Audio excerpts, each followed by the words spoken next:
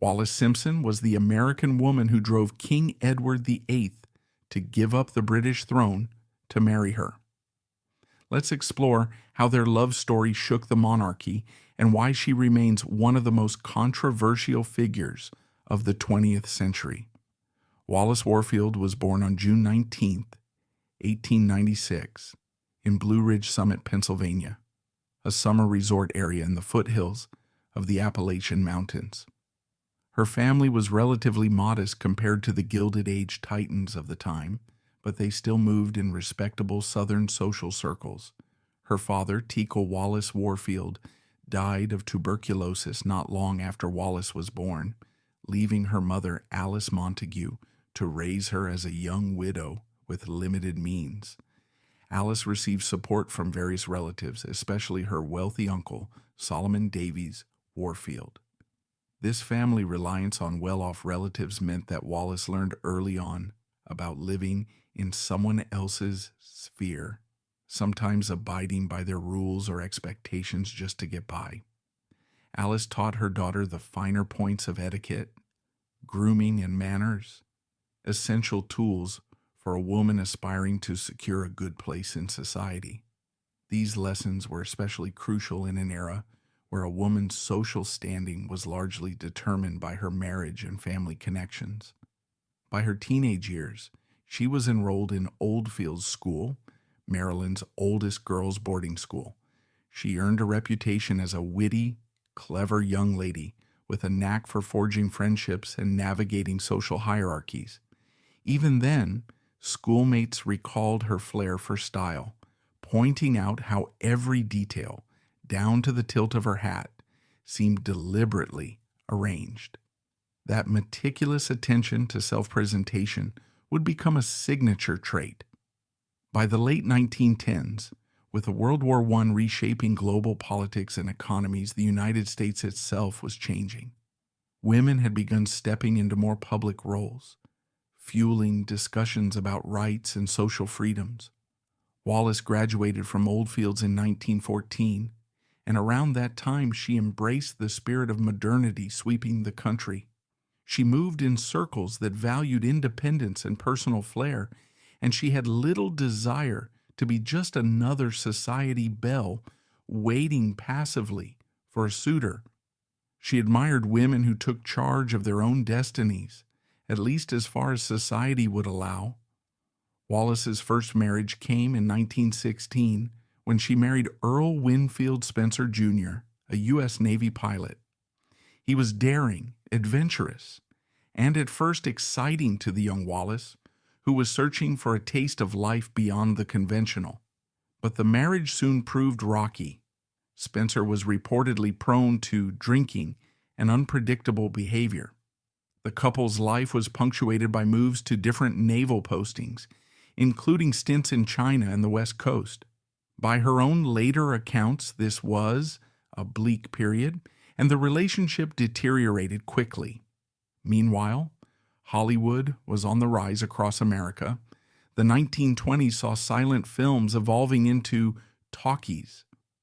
Glamour, fame, and the cult of celebrity were setting the tone for the era. Though Wallis was not an actress, her life was beginning to include the elements of a page-turning screenplay. A troubled marriage, restlessness, and an unspoken desire for something bigger. In 1927, she divorced Spencer, an act still considered somewhat taboo at the time, especially within polite society. Yet Wallis seemed to accept the stigma rather than live in a doomed arrangement. For her, the freedom to reshape her life was worth the social risks. She took that step into an uncertain future. Initially, she floated between places, leaning on connections and friendships. In 1928, she married again, this time to Ernest Simpson, an Anglo-American shipping executive. He provided a more stable environment, and the couple settled in London. It's here that Wallis's life truly took a dramatic turn. England in the late 1920s and early 1930s was a mosaic of social traditions and shifting values. The class system still loomed large, but there were noticeable cracks. Women from America, some divorced, some with more liberal ideas, arrived in London and found themselves welcomed into certain pockets of high society precisely because they were different, edgy, adventurous, worldly.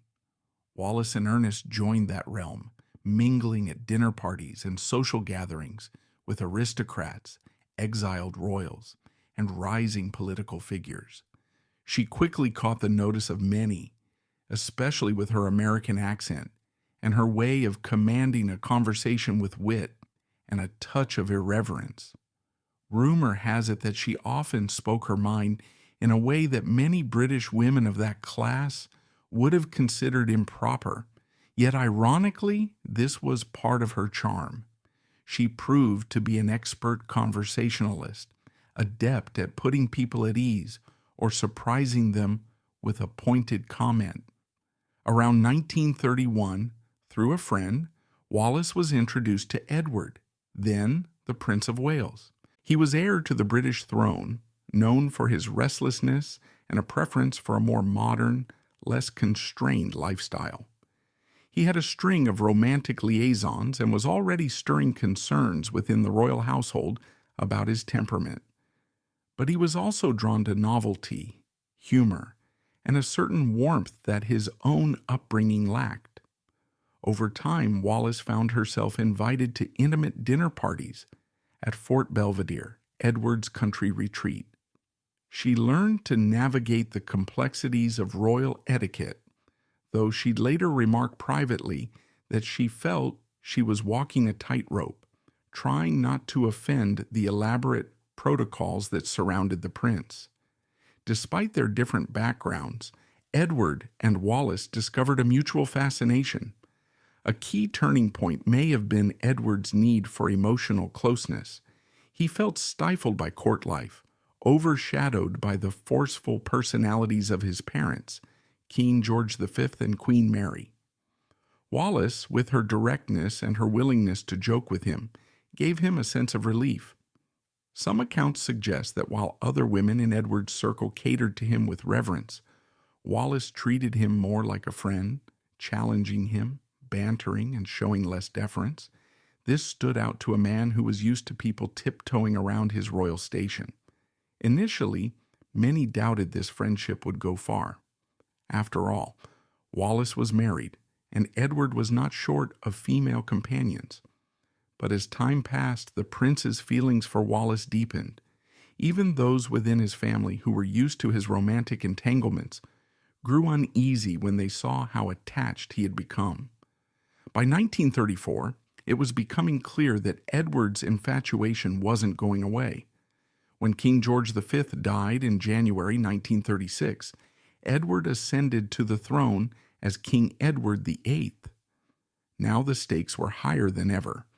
The new king was obviously and openly devoted to Wallis, a woman who was not only a commoner, but also twice divorced, with her second divorce still pending. That year, everything escalated at lightning speed. As the press got wind of Edward's intentions, alarm bells rang throughout political and social circles.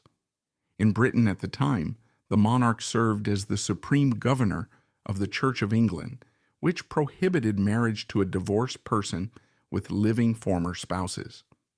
Wallis fit that description twice over.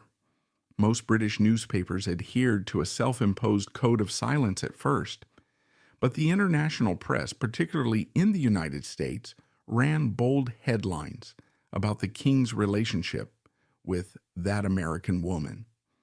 There was speculation about whether Edward would break with tradition and push for a marriage.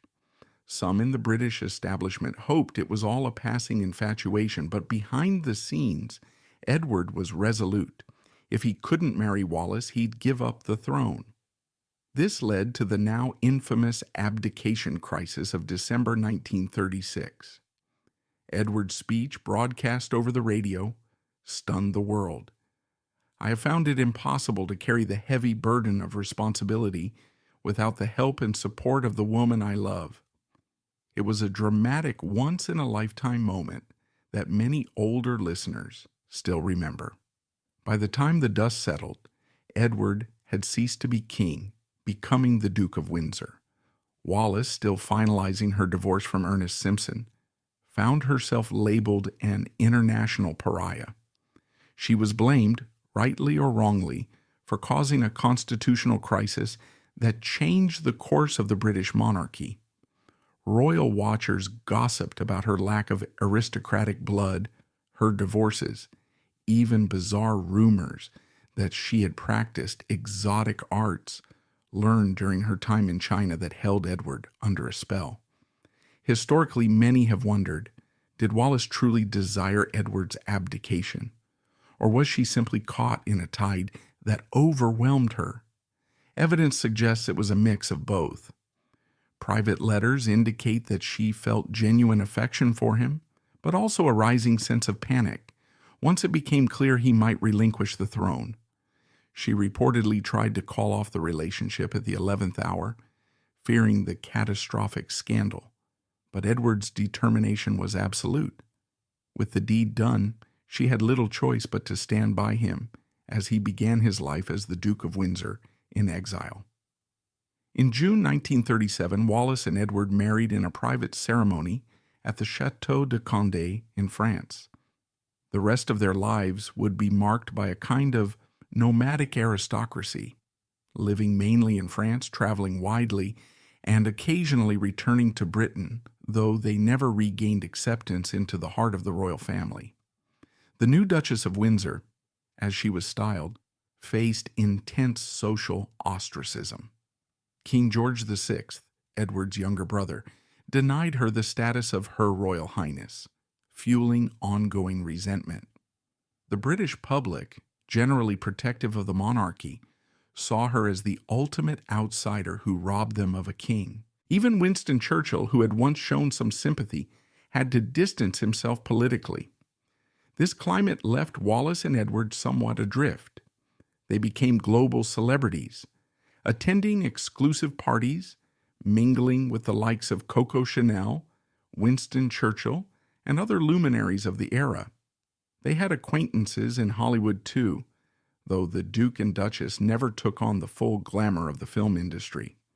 Still, the spectacle that had surrounded them felt akin to a Hollywood drama, a king giving up his crown for love, an American divorcee at the center of it all, both shunned and worshipped by tabloids around the world. One lesser-known but significant part of Wallis's life happened in the early 1930s, before the abdication, involving her financial struggles and her attempts to maintain the facade of elegance. A family friend recalled years later how Wallis once quietly sold off heirloom jewelry to pay for rent and personal expenses when her second marriage was in flux. It's a telling glimpse into her resourcefulness and her vulnerability. Behind the polished surface of a fashionable one was someone fighting to keep her life in order, uncertain where her next paycheck might come from. That background helps explain some of her fierce determination to protect the lifestyle she found with Edward. She had known deprivation. Now she was determined not to go back. Controversy followed them wherever they went. Perhaps the darkest rumors centered on the couple's alleged sympathies toward Nazi Germany in the late 1930s. Edward had famously met Adolf Hitler in 1937. Archival documents reveal concerns among British officials that the Duke might harbor dangerously naive views about Hitler's ambitions. As for Wallis, it's unclear how deeply she shared these views, or if she understood the broader political ramifications. Some historians argue she was simply accompanying her husband, who remained resentful towards the British establishment, and was perhaps too open to gestures from any foreign government that flattered him. Others suggest that both Edward and Wallis were politically naive, wanting to remain relevant on the world stage and thus attracted to Germany's pomp. Regardless, these controversies haunted their reputations during and after World War II, adding yet another layer of complexity to the couple's public image. Once World War II ended, the Windsors settled more comfortably into their role As high society exiles, they spent much of their time at their estate in France, occasionally visiting the United States. Wallis dedicated herself to hosting lavish dinner parties, forging friendships with socialites and aristocrats, and continuing her impeccable sense of style. She became known for her fashion, sleek silhouettes, understated elegance, and a preference for the designs of couturiers like Mamboche and Givenchy. In fact, her wedding dress by Mamboche, dyed a subtle Wallis blue, caused quite a stir among fashion journalists. She was consistently featured in best-dressed lists of the time, embodying a refined aesthetic that combined American flair with European sophistication. Yet beneath the surface, all was not smooth sailing. Edward, who had once been king, grappled with feelings of regret and estrangement. Some close to the couple noted that he occasionally seemed lost, longing for an official role that no one would grant him. Wallis found herself playing the dual part of supportive wife and social gatekeeper, ensuring they remained in the public eye just enough to satisfy Edward's sense of significance, but also avoiding the direct hostility of the British royal family. Their finances were another concern. While Edward had been granted an allowance by the royal family, the couple lived beyond their means at times, leading to financial strains that were mostly hidden behind a facade of opulence. After Edward's passing, Wallis's later years were marked by loneliness and ill health. She mostly withdrew from public view. No children or immediate family were there to provide a sense of continuity. She lived in their Paris home, rarely seen by outsiders, cared for by staff. Long gone were the days of grand parties and royal snubs that once filled the society pages. Toward the end, rumors suggested she was in a precarious state, physically and mentally fragile. When she died on April the 24th, 1986, at the age of 89, the world took note. Her body was buried next to Edward's at the Royal Burial Ground in Windsor, which was an acknowledgement, at least in name, of her place as the Duchess of Windsor, even though she had never been accepted with open arms by the monarchy. She was not a straightforward villain or a fairy tale heroine. She was a human being, shaped by her experiences, her need for financial security, and her desire to be valued in a world that gave her few easy options. Historically, many debates still swirl around Wallis. Some see her as a cunning social climber who manipulated Edward. Others view her as a tragic figure who never intended to break the monarchy, but found herself cast in that role. Numerous historians argue that the truth is more nuanced, pointing to Edward's own determination and the complexities of British constitutional law. The real story likely lies somewhere between all these interpretations. As with many controversial figures, time brings a more compassionate perspective. In recent years, there have been attempts to see Wallis as neither saint nor sinner, but as a woman whose life choices collided with immense historical forces. Some documentaries, biographies, and even fictionalized accounts have tried to strip away the sensationalism and look at the flesh and blood person behind the headlines. They reveal someone who longed for stability, found fleeting joy in extravagant parties, yet carried regrets and burdens that only grew heavier as the years passed. Thanks so much for joining me on this journey through Wallis Simpson's extraordinary life. Her story is living proof of how a single person can reshape centuries-old traditions, and how love, real or perceived, can shock the world. For better or worse, her name remains etched in the collective memory of modern history, showing us that the line between ordinary life and sensational legend can be as thin as a whisper, a rumor, or a quiet conversation in the corner of a London nightclub. Don't forget to leave a like, comment your thoughts, and subscribe so you'll always be in the loop. Thanks.